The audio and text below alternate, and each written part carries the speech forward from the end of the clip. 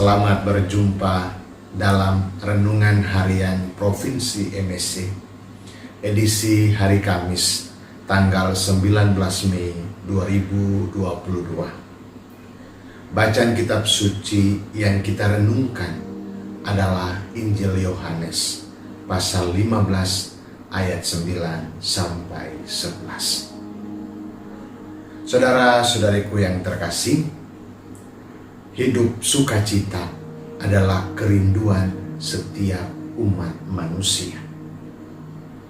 Kita tidak bisa pungkiri hal itu, karena ada orang atau kita semua bekerja banting tulang untuk menghidupi keluarga, menghidupi diri kita sendiri, agar ekonomi kita stabil, ekonomi kita berkembang, dan di sana ada sukacita. Ada juga yang butuh pengorbanan yang begitu besar, kerendahan hati, memaafkan, agar relasi hubungan dengan sesama, dengan pasangan boleh berjalan dengan baik. Dan di sana ada sukacita. Saudaraku, sukacita karena kehidupan ekonomi tercukupi, relasi dengan sesama atau dengan pasangan hidup adalah suatu sukacita yang sifatnya mungkin sementara saja. Kita nanti bisa hilang sukacitanya ketika mengalami kegagalan, bangkrut, atau kehilangan sukacita ketika relasi kita dengan sesama, dengan pasangan sedang tidak baik-baik.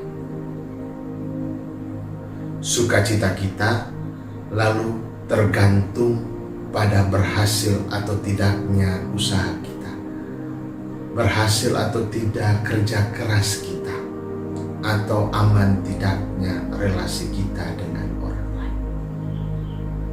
Sabda Tuhan hari ini justru mengajarkan kepada kita hal yang berbeda. Sukacita kita ada yang kekal, sukacita abadi, dan itu Tuhan siapkan. Dia sendiri mengajarkan, barang siapa tinggal di dalam aku, maka sukacitanya menjadi penuh. Kepenuhan sukacita itu Tuhan sudah tunjukkan bahwa Ia tinggal di dalam kasih Bapa, dan itu ditunjukkan kepada kita semua dalam pewartaan-pewartaan, dalam mujizat-mujizatnya, dalam kehadiran dan perjumpaan-perjumpaannya dengan orang-orang. Dan Ia mau supaya kita juga tinggal di dalam kasih-Nya, sehingga ketika kita tinggal di dalam kasih Kristus, hidup kita dipenuhi oleh kasih-Nya, dan juga kita bisa menghadirkan kasih itu bagi sesama. Dan di sana letak sukacita kita.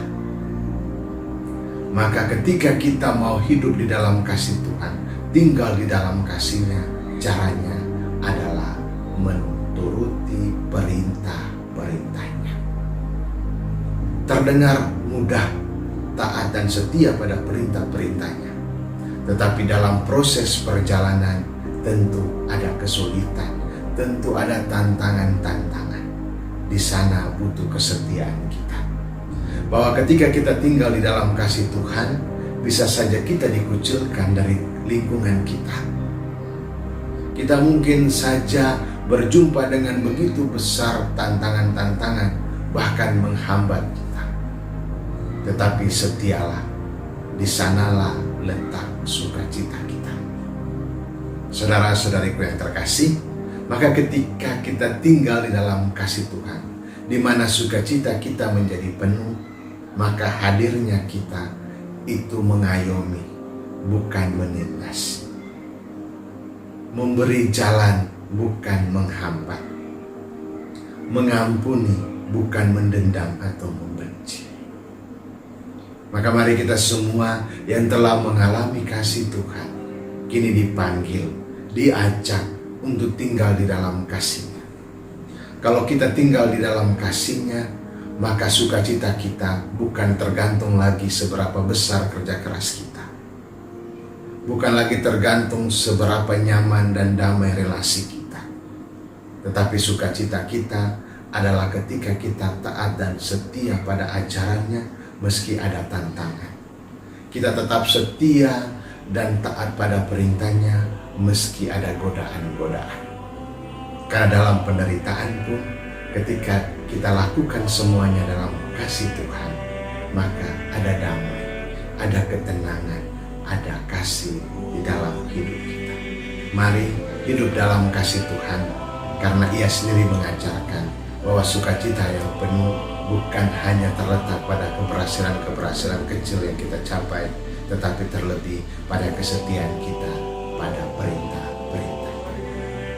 Tuhan memberkati.